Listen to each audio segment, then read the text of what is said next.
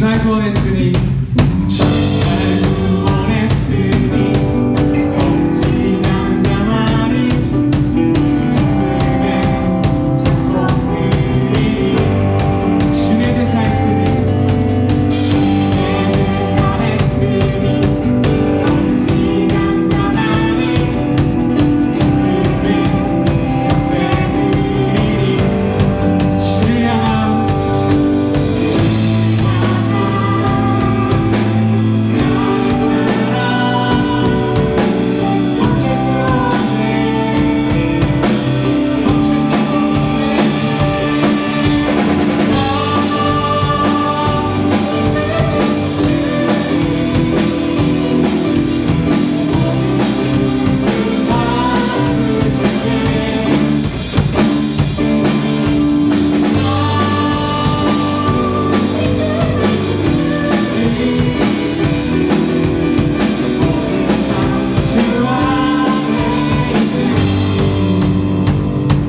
다시 한번 주님께 찬양 올려드립시다.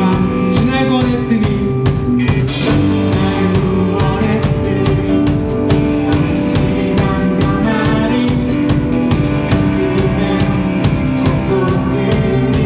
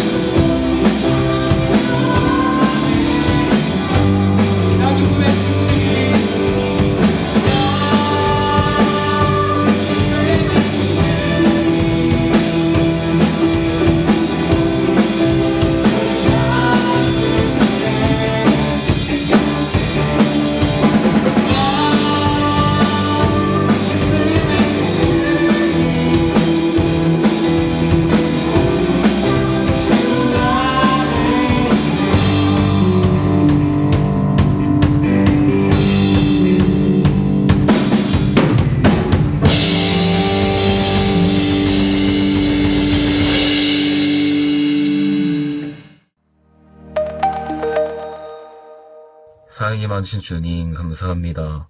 오늘도 이렇게 예배의 자리에 초대하여 주심에 주님 감사합니다. 아버지 하나님의 말씀을 이렇게 들을 수 있는 시간과 장소 허락하여 주심에 주님 감사합니다. 주님 아버지 하나님, 우리가 비대면으로 예배를 드리지만 아버지 하나님 동일한 은혜 언제나 허락하여 주시옵소서. 주님 아버지 하나님, 코로나로부터 우리 청소년부의 아이들과 선생님들, 그 사역자들을 항상 보호하시고 지켜주시옵소서. 주님, 우리가 이 코로나가 종식되어 서로 만나 교제하길 소망합니다. 주님 아버지 하나님, 이 코로나가 종식되어 서로 만나 교제할 수 있는 시간 또한 허락하여 주시옵소서. 주님, 예배가 끝난 이후 사랑방 모임을 합니다. 아버지 하나님, 그 사랑방 모임 가운데도 함께하여 주시옵소서. 아버지 하나님, 이 모든 시간을 함께하여 주실 것을 굳건하게 믿습니다. 이 모든 말씀 예수 그리스도의 이름으로 기도합니다. 아멘. 오늘 우리 주님이 주신 말씀은 출애굽기 3장 9절에서 14절까지의 말씀입니다. 이제 가라. 이스라엘 자손의 부르짖음이 내게 달하고 외국 사람이 그들을 괴롭히는 학대도 내가 보았으니 이제 내가 너를 바로에게 보내어 너에게 내 백성 이스라엘 자손을 애굽에서 인도하여 내게 하리라. 모세가 하나님께 아뢰되 내가 누구이기에 바로에게 가며 이스라엘 자손을 애굽에서 인도하여 내리니까 하나님이 이르시되 내가 반드시 너와 함께 있으리라. 내가 그 백성을 애굽에서 인도하여 낸 후 너희가 이 산에서 하나님을 섬기리니 이것이 내가 너를 보는 증거니라. 모세가 하나님께 아뢰되 내가 이스라엘 자손에게 가서 이르기를 너희 조상의 하나님이 나를 너희에게 보내셨다 하면 그들이 내게 묻기를 그의 이름이 무엇이냐 하리니 내가 무엇이라고 그들에게 말하니까 하나님이 모세에게 이르되 나는 스스로 있는 자이니라. 또 이르시되 너는 이스라엘 자손에게 이같이 이르기를 스스로 있는 자가 나를 너희에게 보내셨다 하라. 아멘. 하나님은 우리의 어려움과 힘듦을 공감하시고 함께 하십니다. 청소년부 여러분 안녕하세요. 지난 한 주도 우리의 가족과 이웃의 어려움을 하나님처럼 공감하며 함께하는 시간을 보내셨나요? 요셉이 그의 형들의 어려움에 또 공감하고 화평을 이룬 것처럼 우리 또한 공감하며 우리의 이웃을 돌아볼 때 우리도 하나님의 뜻을 이 땅 가운데 펼칠 수 있을 것입니다.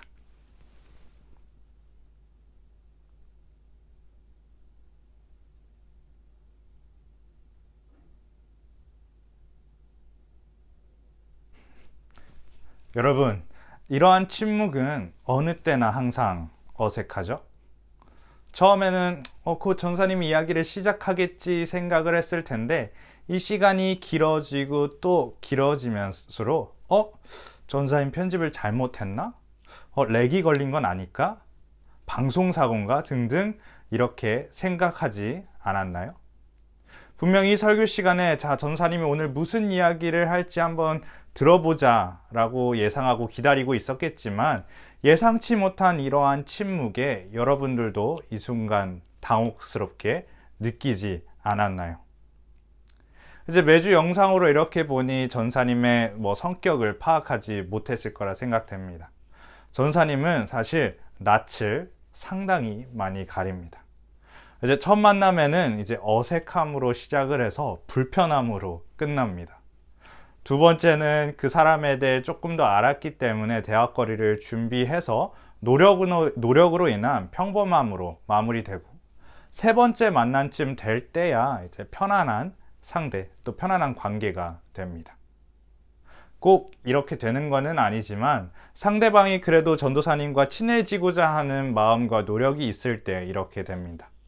그런데 만나는 대상이 전도사님 마치 낯을 많이 가린다면 그것은 어색함이 지속되는 불편의 만남의 자리가 됩니다. 침묵이 그렇게 나쁜 것은 아닌데 그리고 때로는 이러한 침묵이 필요한데 이 침묵이 우리의 예상했던 것보다 길게 지속될 때는 우리에게 있어서 많은 오해를 불러일으킵니다. 이제 간단한 예를 한번 들어보겠습니다. 여러분들은 썸을 탈 때 그 상대방과 어떻게 연락을 주고받나요? 카톡을 주고받겠죠. 그렇죠? 이제 여러분들이 보낸 카톡에 상대방이 3시간 동안 답이 없다고 한번 생각을 해보겠습니다. 근데 심지어 여러분이 보낸 카톡에 1이라는 숫자가 없어진 지도 오래되었습니다. 그렇다면 여러분들은 어떠한 생각을 할 것인가요? 이제 전도사님의 경험을 살려 생각을 해보면 얘가 나랑 밀당을 하는 건가? 아니면 얘가 날 싫어하는 건가? 관심이 없는 건가? 까인 건가? 아니야. 맞아. 까였어. 망했어. 이번에도 글렀구나. 이렇게 생각이 연속적으로 일어나게 됩니다. 하지만 또 기나긴 시간 끝에 미안, 지하철에 사람이 너무 많아서 답장을 못했어 라는 톡이 오면 언제 그랬다는 듯 우리는 지난 부정적인 상상을 뒤로 하고 다시금 썸 타던 것을 이어갑니다. 이렇게 침묵 속에 고통을 잊은 채 헤헤헤 하면서 카톡을 이어가죠. 이렇게 침묵을 통해 우리는 여러 상상의 날개를 펼칩니다. 근데 침묵은 긍정적인 상상으로 우리를 인도하지 않고 이러한 부정적인 생각과 부정적인 상상으로 우리를 이끌어 최악의 상황으로 상상하게 합니다. 생각하게 합니다. 이처럼 우리가 침묵을 맞이할 때 말이 없고 반응이 없는 순간 우리에게 상상과 우리의 뜻으로 그 빈 공간을 채웁니다. 그리고 그로 인해 보통 최악을 생각하며 좌절합니다. 이처럼 우리가 읽은 성경 말씀 속에도 침묵하시는 하나님을 경험하며 최악을 생각했던 한 사람이 등장합니다. 그는 바로 이스라엘 백성들을 이집트에서 탈출시킨 모세입니다. 모세가 태어났던 당시 이집트에는 유대인들이 너무도 많았던 탓에 바로의 명령, 즉 갓 태어난 유대인 남자 아기들은 나일강에 던져 죽이라는 명령에 따라 모세는 물속에서 죽게 될 운명이었습니다. 하지만 그의 어머니 요게벳은 그를 너무도 사랑했던 터라 모세를 숨겨 키웠습니다. 하지만 이렇게 아기가 더 커져 더 이상 숨기지 못하게 되자 모세의 어머니는 모세를 갈대 상자에 넣어 나일강에 띄웁니다. 그때 목욕을 하러 나온 바로의 딸이 모세를 보고 그를 아들로 삼습니다. 죽기 일보 직전에 있었던 모세는 유대인으로서 노예의 신분을 넘어 이집트의 왕자가 되어 황실에서 교육을 받으며 풍족하게 성장을 했습니다. 비록 그가 이집트 궁궐에서 살았지만 모세는 친엄마가 유모로 오게 되어 본인이 유대인임을 알고 또 그의 정체성을 기억하며 살았습니다.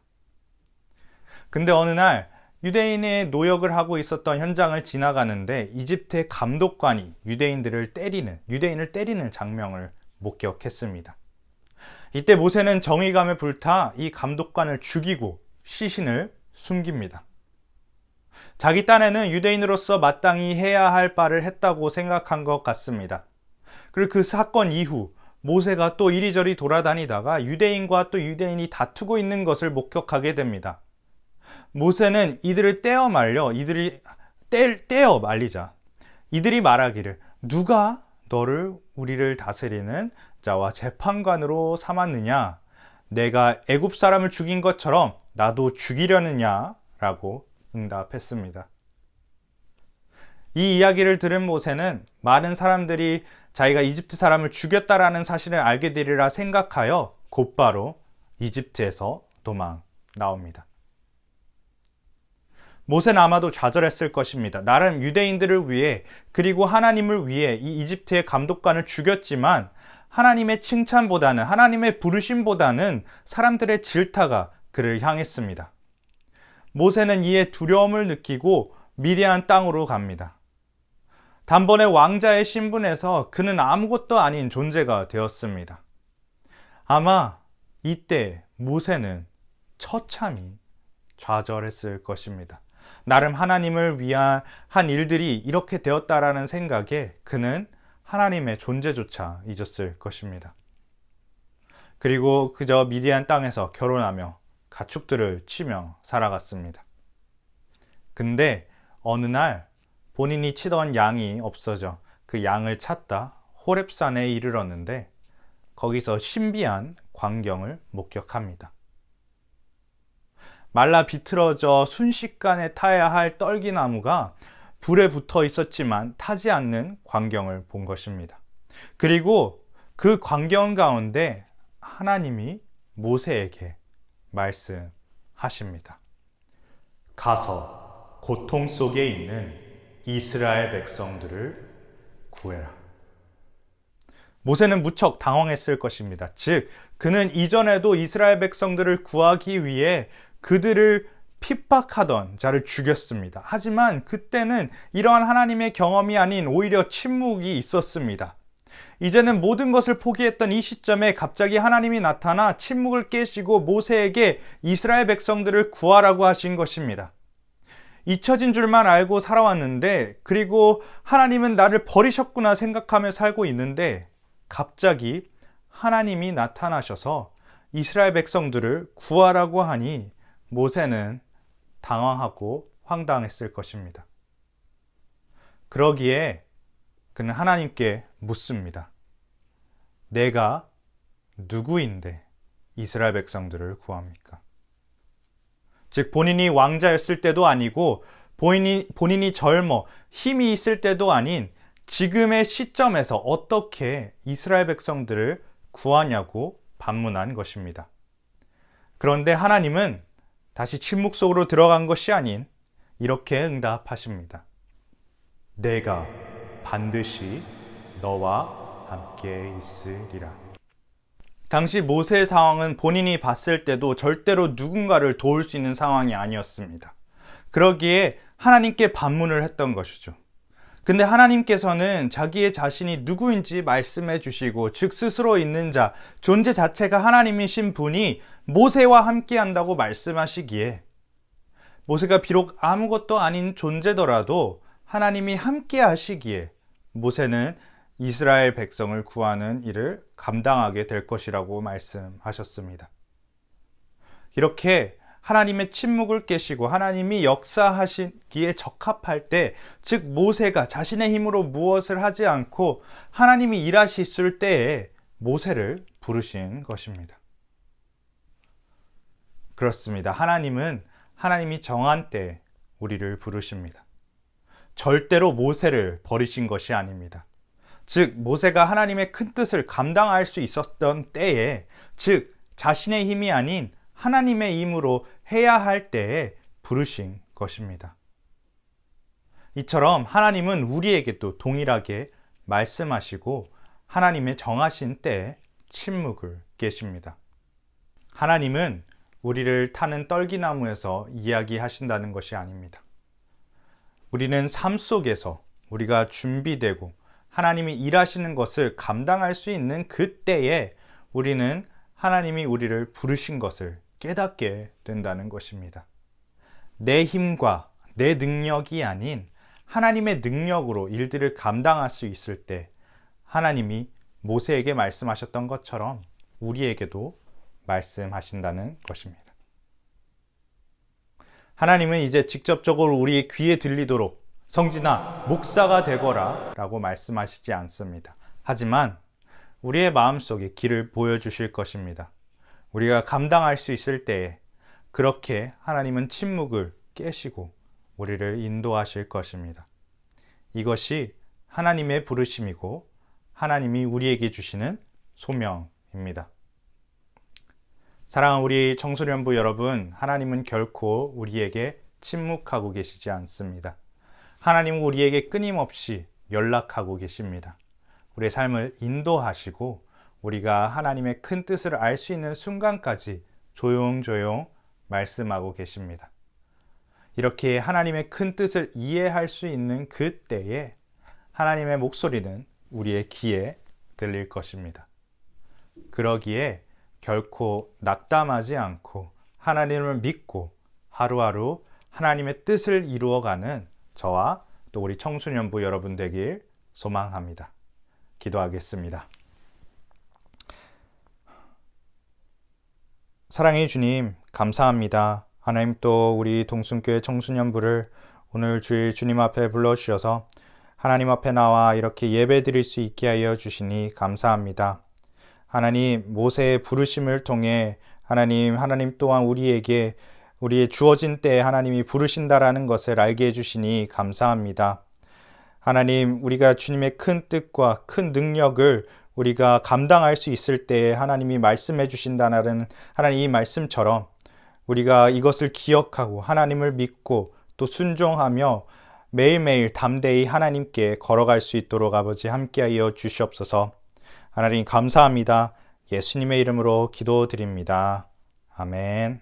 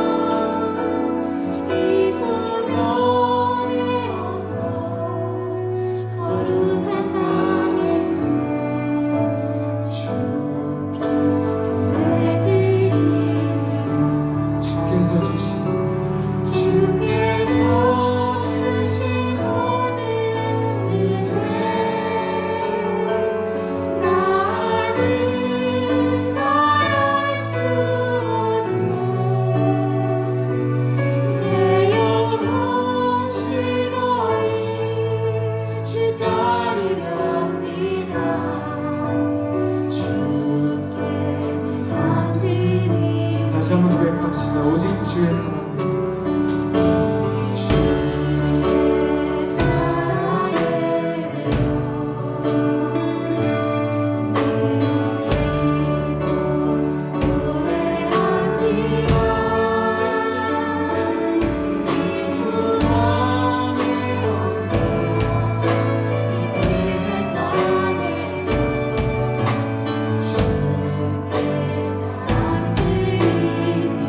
오직 주의 사랑을.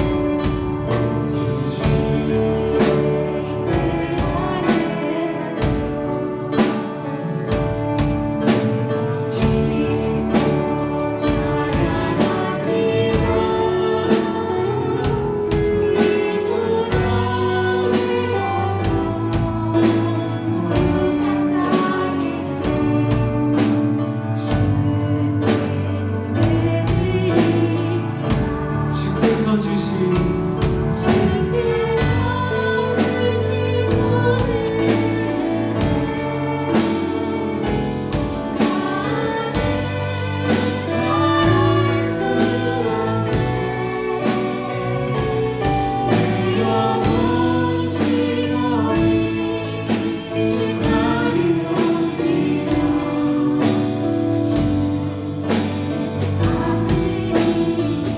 주께서 주신 모든 은혜.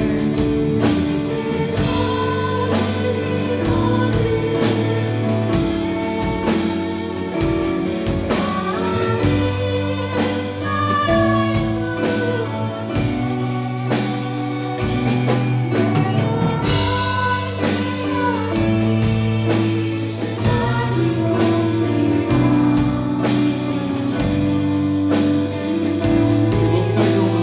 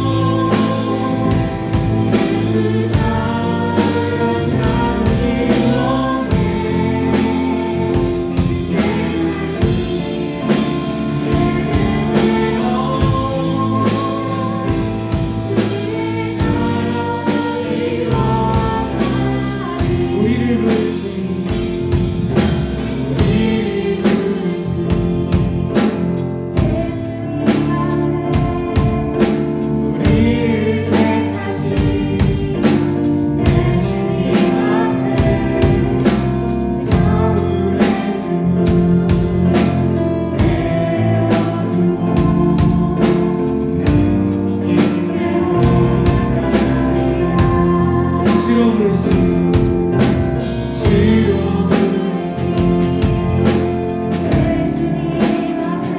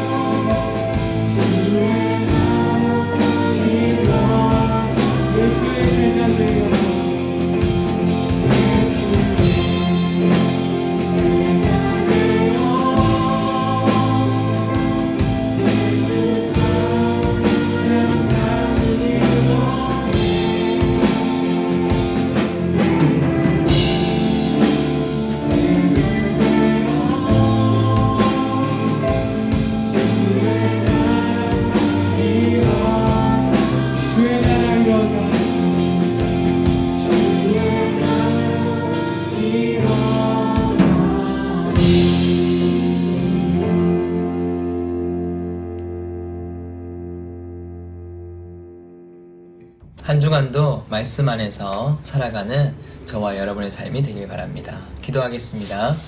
주 예수 그리스도의 은혜와 하나님의 크신 사랑과 성령님의 감화감동, 교통하심이 야곱의 믿음을 본받아서 하나님 앞에 살아가기를 원하는 우리 청소년부 모든 자녀들, 교사들 가운데 이제로부터 영원토록 함께 하시길 간절히 축원하옵나이다.